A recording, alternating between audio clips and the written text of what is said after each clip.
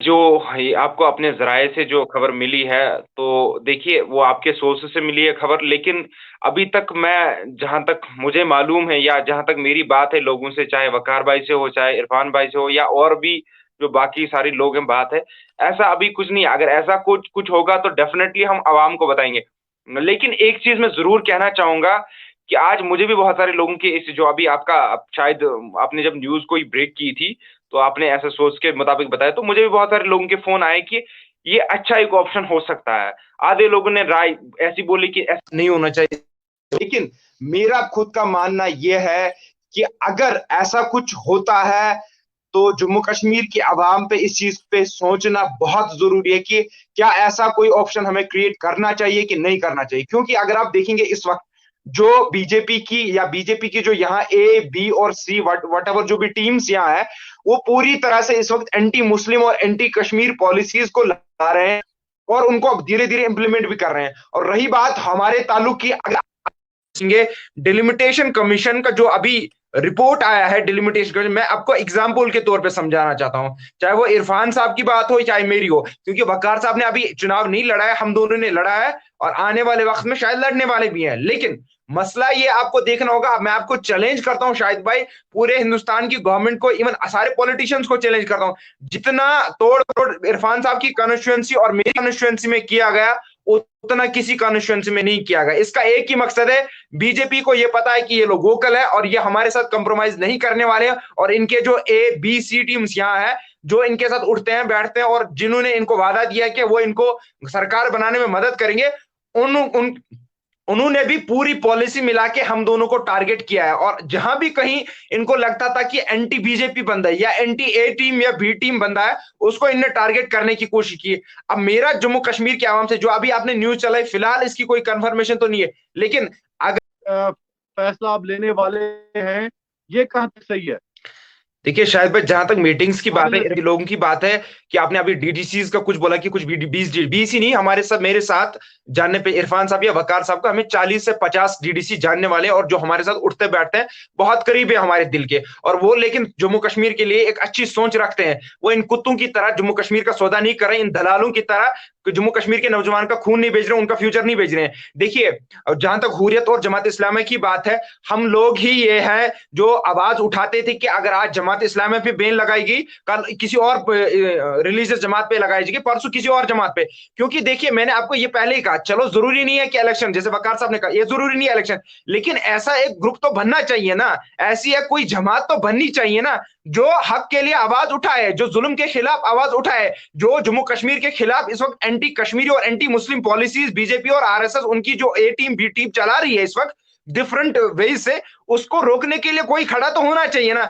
अब अगर आदिल नजीर खान बात कर रहा है, वकारिश भट्टी बात कर रहा है या इरफान साहब बात कर रहा है, तो आप उनको एजेंट कह देते हैं। आप मेरे भाई, मेरी जो ये बातें करते हैं ना, आप वो चीज क्लियर पहले ग्राउंड्स पे जाके फैक्ट्स को चेक करिए कि हमें एडमिनिस्ट्रेशन कितना सताती है। हमारी खून के पैसे हैं ये लोग, हम लोगों को किसी भी तरह से किसी ना किसी तरीके से फंसाना चाहते हैं ये लोग। और अगर आप देखेंगे इस वक्त हमारी हालत क्या है, मतलब अगर इरफान साहब या आदिल दिमाग में ये रखता था कि मैं आने वाला असेंबली इलेक्शन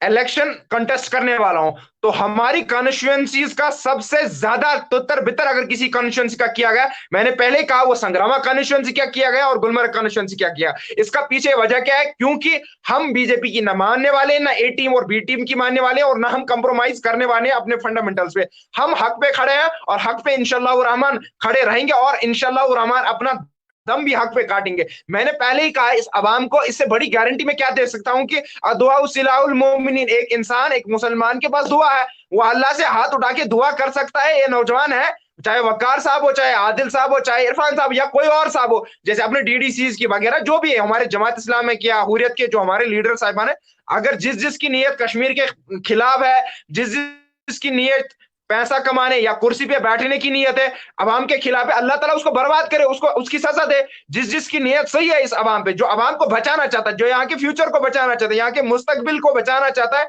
एक अपनी शिनाख्त को बचाना चाहता है, नौजवानों को कब्रों से बचाना चाहता है, नौजवानों को जेलों से बचाना चाहता है, अल्लाह ताला उनको कामयाबी दे। इसमें अवाम को कहां से प्रॉब्लम हो रही है? मैं अपनी माँ बहन बेटियों सबको कहता हूं कि हाथ उठाइए, इससे बड़ी गारंटी क्या दे सकते हैं हम दे रहे हैं। लेकिन दूसरी तरफ वो चोर लुटेरे और गद्दार, जिन्होंने अपनों तक नहीं नहीं बख्शा, जो खून का सौदा करने वाले हैं, जो अपने जमीर को कब के बेच चुके हैं, जिन्होंने यहाँ के नौजवानों को मरवाया, जो यहाँ हमारे फ्यूचर को बेच रहे हैं, उन पे आप सवालात नहीं उठाते हैं। वो पहले कहीं और के नारे देते थे, आज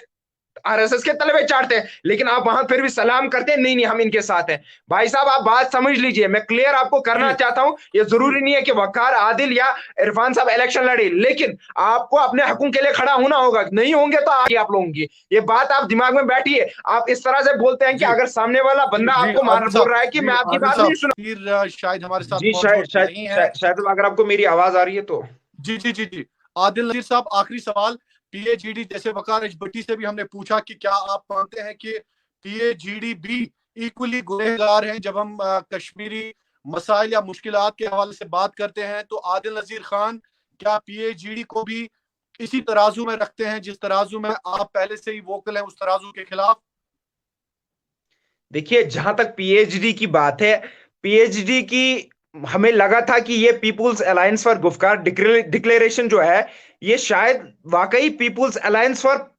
गुफ्कार डिक्लेरेशन ही होगा, लेकिन उसके बाद इसमें इतनी तोड़फोड़, देखिए इस वक्त जो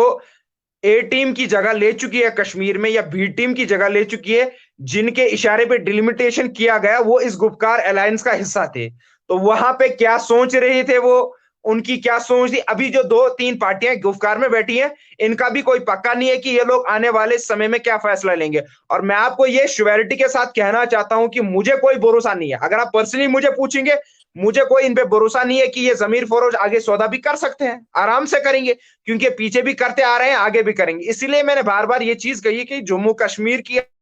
आवाम को उनको क्या करना है आगे, उनका क्या होगा, उनके मुस्तकबिल का क्या होगा सामने। देखिए people's alliance for Gupkar declaration एक वाहिद एक बंदा है जम्मू कश्मीर का, जो बार बार ये कहता था कि every party should come on one platform in order to fight against the agenda of RSS and BJP, लेकिन अनफॉर्चुनेटली ऐसा नहीं हुआ। वहां अल्टीमेटली मुझे ही कहा गया कि यही एजेंडा है। जो बंदा कहता है सब पॉलिटिकल, चाहे वो ए भी हो, ए पार्टी भी हो, बी पार्टी भी हो, बाकी ये अलायंस भी हो, मैंने उनको भी कहा था go and sit on one platform, ताकि आप बीजेपी और आरएसएस को रोक सकते हो, उनको रोको, ये जो एजेंडा अपना फुलफिल यहाँ कर रहे हैं तो उसको रोको। लेकिन अनफॉर्चुनेटली क्या चीजें हो रही है, वहां उल्टा हमें ही दोषी ठहराया जाता है कि ये उल्टा कर रहे हैं। हम एक सजेशन दे रहे हैं कि अगर आपको किसी पॉलिटिकल फोर्स को रोकना है, अगर आप आरएसएस को और भगवा को रोकना है, तो आपको एक स्टेज पे आना चाहिए। नहीं, एक तो एक स्टेज पे भी नहीं आएंगे, दूसरा दूसरे को टारगेट करते रहेंगे। लेकिन मेरे एक बात आखिर में कहूंगा, क्योंकि वकार साहब ने एक अच्छी बात अभी उठाई कि कुछ लोग ऐसा कह रहे थे कि ये लोग एजेंट है, वो है, ये सच। मैं उन लोगों को ये बात कहना चाहता हूं, जो आपके दिमाग में ये बातें डाली जाती हैं, इसलिए मैं आपको बार बार कहता हूं, ये हमारे कश्मीर को बर्बाद करने वाला अगर सबसे बड़ा कोई गुनहगार है, वो आप लोग हो, वो आप लोग हो, जो लोग ये हमेशा टैग पे चले जा रहे हैं। देखिए हम आपको ये कह रहे हैं, ये हमारा, हम जानते हैं और हमारा रब जानता है कि हमें कितना टॉर्चर किया जाता है एडमिनिस्ट्रेशन की तरफ से, हमें कितना टॉर्चर किया जाता है इस वक्त की सरकार की वजह से। हम लोगों को हर स्टेज पे जिस साइड में हम जाते हैं वहां में रोका जाता है, जहां में जिस साइड में जो भी हम करना चाहते हैं, आज मैं पब्लिक डिमांड पे, और वहां भी मुझे टारगेट किया जाता है और मुझे कहा जाता है कि ही इज डूइंग पॉलिटिक्स। लेकिन जो उनके आका है, जो उनके आका उनकी डायरेक्शन पे चलते हैं। देखिए कहां के एजेंट है, हमारी कॉन्स्टिट्यूंसीज हमसे छीनी गई, हमें कुछ करने नहीं दे रहे हैं, हमारी बात कुछ सुन नहीं रहे हैं। हर जगह, कल रात को एक एजेंसी बुलाती है, सुबह दूसरी एजेंसी बुलाती है, परसों तीसरी एजेंसी बुलाती है। एक रात को एक कहता है इसको पीएसए लगा दो, कल दूसरा कहता है इसको ईएपीए लगा दो, परसों चौथा कहता है इसको इस एफआईआर में बुक कर दो, और वारंट निकाल देते हैं। तो आप बात कीजिए ना, आप हमारे से बात कीजिए, जब आपको बात करनी है तो हमारे से बात कीजिए और सच्चाई जानिए। सच्चाई जाने बिना जब आप फैसला लेते हैं ना, तो इंसान को दुख लगता है कि हम उस अवाम की बात कर रहे हैं जिस अवाम के साथ जुल्म वाकई हुआ। लेकिन आज जो आप लोग बिहेव कर रहे हो ना, उस हिसाब से लग रहा है कि ये जो जुल्म किया जाता है शायद आपके लिए वही सही है। इसीलिए हम बार बार ये चीज कहते हैं, अपने दिमाग के ये जो ढक्कन है ना, इनको खोल दीजिए और देखिए कि हमारे साथ क्या किया जा रहा है। क्या हमारे नौजवानों का फ्यूचर खाया तबाह नहीं किया जा रहा है? क्या हमारे नौजवानों को जेलों का रास्ता नहीं दिखाया जा रहा? जो जो भी यहाँ आवाज उठाता था उसको आज जेल भेजा जा रहा है। ठीक है आदिल साहब।